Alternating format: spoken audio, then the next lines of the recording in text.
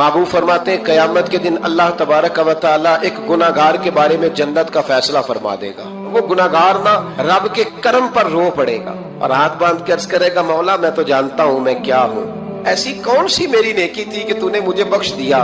तो मेरे महबूब पाक अलैहिस्सलाम फरमाने लगे, रब करीम उससे फरमाएगा, एक दिन रात को ना तो अपनी गली से गुजर रहा था, गली से गुजरते हुए तेरे पैर से एक रोड़ा टकराया था, तूने वो रोड़ा उठा के फेंक दिया था।